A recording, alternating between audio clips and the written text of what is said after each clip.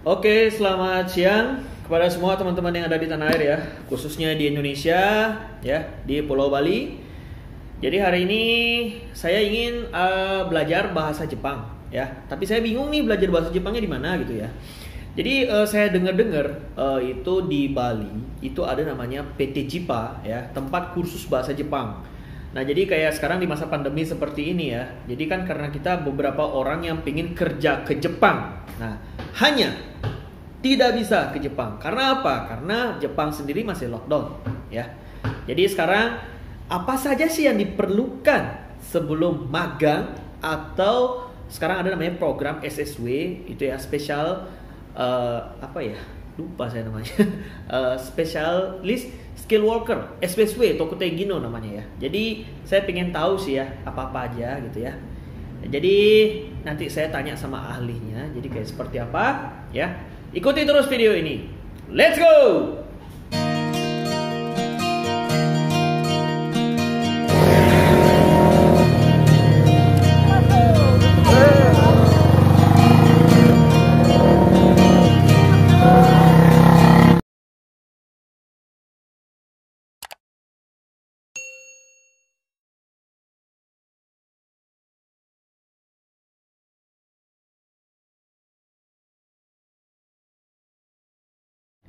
Oke, sekarang saya memanggil ahlinya ya, dengan ibu manajer di PT JIPA. Silakan. Ayo datang, ayo sini.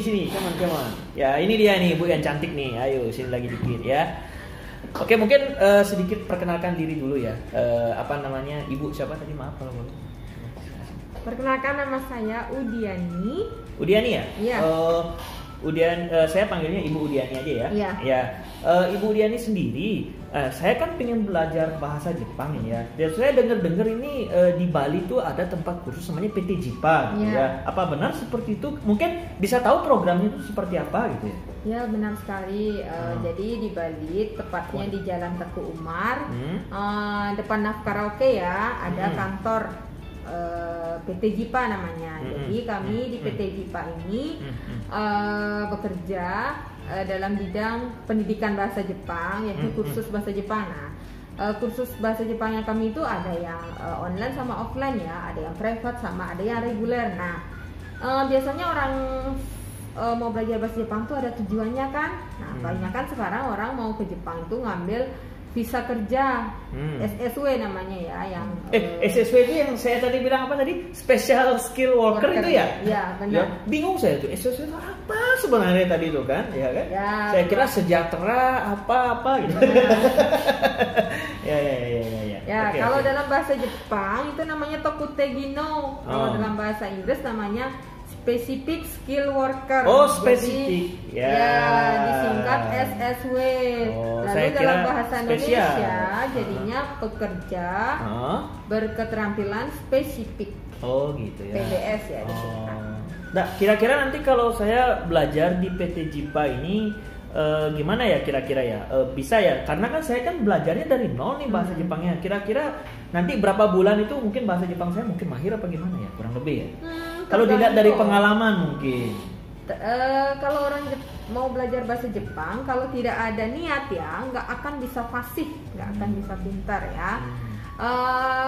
Kalau misalkan niat, pasti cepat bisa. Kalau untuk yang visa Tokutei-gino, yang SSW tadi itu perlu kemampuan bahasa Jepang N4 namanya. N4. Ya. Kalau mau intensif belajar bahasa Jepang supaya bisa lulus N4 itu, tiap hari misalkan belajar ya 3-5 jam misalkan, dalam waktu 3-4 bulan bisa kok. Nah, tuh, saya mau nanya ini. N4 itu apa sih sebenarnya? Saya bingung loh. Soalnya ada 4 berarti ada 1 atau 5 apa 10 itu maksudnya ya. N4 itu kayak apa sih? Yang namanya JLPT N4, kemampuan bahasa Jepang N4 itu semacam TOEFL-nya bahasa Inggris ya. Nanti ada tes bahasa Jepang. Paling tinggi itu levelnya N1. N1. Ya, kemudian N1. N2, N3, N4 dan paling rendah N5. Nah, dengerin tuh. Ya adanya 1 2 3 4 5 ya. Berarti nggak ada 6 dong? Nggak ada. Nggak ada 6 ya? Oke. Jadi yang namanya gel PT N4 itu terendah nomor 2 dari bawah ya. Itu dasar. Masih bahasa Jepangnya bahasa Jepang dasar. Oh, berarti adanya dari 1 sampai 5. Berarti kalau N0 nggak ada dong? Nggak ada. Nggak ada ya? Adanya N0. N0 nggak usah belajar. N0 nggak usah belajar dong ya, berarti udah pinter gitu ya. Oke. Nah terus gini, kalau saya kan mau kursus, mungkin untuk biaya kursusnya itu kurang lebih berapa ya? Mungkin yang sekarang yang lagi ditawarkan, soalnya saya dengar di PT JIPA-nya sendiri ini ada promosi gitu loh ya. Promosinya seperti apa sih kalau boleh saya tahu? Oke. Biasanya kami kalau untuk kursus N5 itu biayanya kan 5 juta. Kalau untuk kursus biar dapat N4 itu 6 juta. Nah, kalau dari 0 sampai dengan N4 otomatis kan 11 juta jadinya. Entah dulu benar nggak ya itu hitungannya, saya soal matematika saya bingung ini. Oh ya benar. 5 tambah 6 5 tambah 6 11 ya. Oh ya. Ya, saya kira 12 nih. Nah, salah ya? Salah. Ya terus. Jadi dari 11 itu kami promo 50% off. Woi mantap, 50% ya? Iya. Oh berarti jadinya berapa dong? 5,5 juta ya? Iya. Oh itu kurang lebih berapa lama itu pelajarannya ya? Kurang lebih itu untuk bisa dapat N4 setidaknya 300 sampai 400 jam ya. Jadi banyak banget ya? Lumayan ya? Iya, karena harus belajar hiragana, katakana, kanji itu harus hafal. Kanji apa nih? Kanji tepung itu maksudnya? Iya, tepung yang bukan berarti kanji tepung yang ada di dapur, tapi tulisan Jepang aslinya itu namanya kanji. Nah, ya kanji. Ya, oke. Oke. Ya. Jadi terus itu ya, 5,5 itu kurang lebih. Kalau kami kan karena masih pandemi ini kantornya buka seminggu 3 kali, otomatis kelasnya juga nanti seminggu 3 kali. Satu hari itu satu sesinya kami kasih 3 jam. Oh 3 jam ya. Terus jadi, kalau ini untuk fasilitas juga udah pakai ruang ber-AC gitu juga ya. Oke ya. Fasilitasnya kami kantornya gedung lantai 3, ruangan kelasnya ada di lantai 3, ruangannya ber-AC. Dengan apa tenaga pengajar yang profesional ya pasti tentunya ya. Tenaga pengajarnya kami itu sudah pernah sekolah di Jepang, sudah memiliki sertifikat N2. Wah mantap ya. Terus ada juga native speaker loh, orang Jepang asli yang sudah mahir berbahasa ya, Indonesia. Karena kalau udah native speaker kan berarti kan udah aslinya dari negara sananya gitu, orang Jepangnya gitu ya.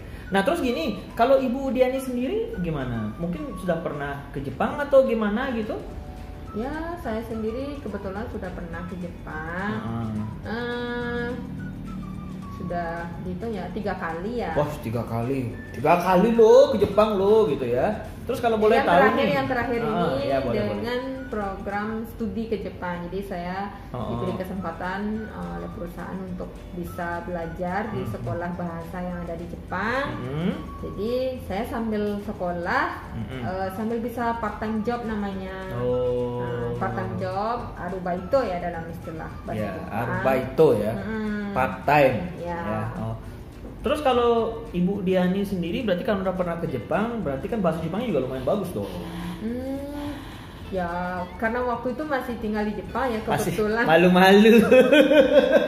Kebetulan sih sudah lulus ya N1-nya. Waduh, N1-nya lulus nih. Berarti ini master kanji ya.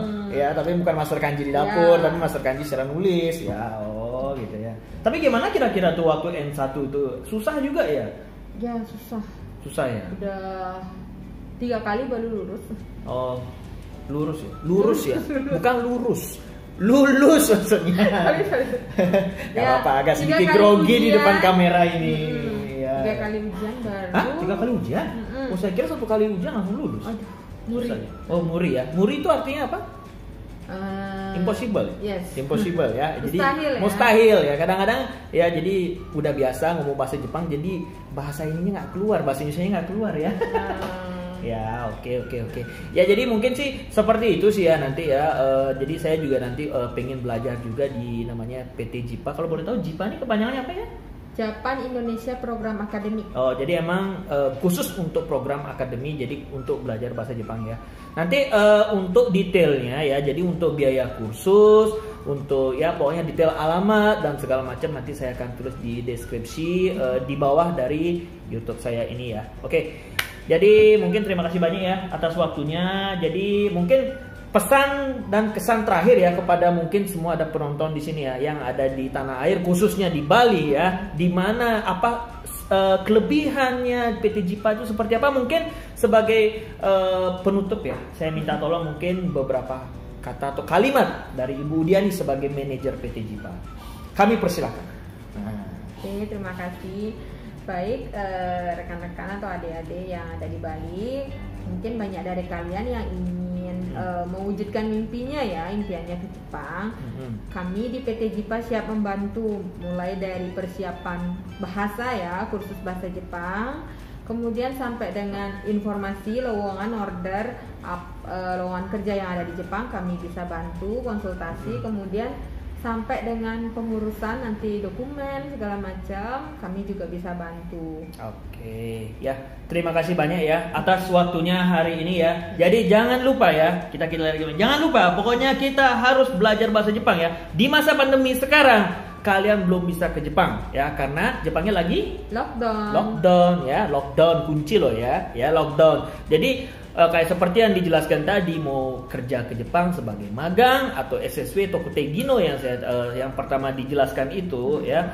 Jadi apa yang diperlukan itu emang harus mempunyai persyaratan N4. Nah, sedangkan karena Jepang belum buka, kita sekarang saatnya lah ya untuk belajar bahasa Jepang, benar ya? Nah, ya, oke seperti itu ya. Jadi sekian video ini ya. Kali ini terima kasih banyak dengan Ibu Diani. Kita salam dulu begini ya, karena tidak boleh yang namanya kita bersalaman ya. Nanti kita ketemu lagi di next video ya. Jadi jangan sungkan-sungkan kalau bila ada kalian yang mau pengen komentar, mau bertanya ya, silakan Anda tulis komentar di bawah ya. Dan jangan lupa apa? Jangan lupa subscribe ya. Apa tadi? Subscribe, like, komen di bawah dan share dulu ya. Oke, terima kasih banyak ya. Bye bye, sayonara.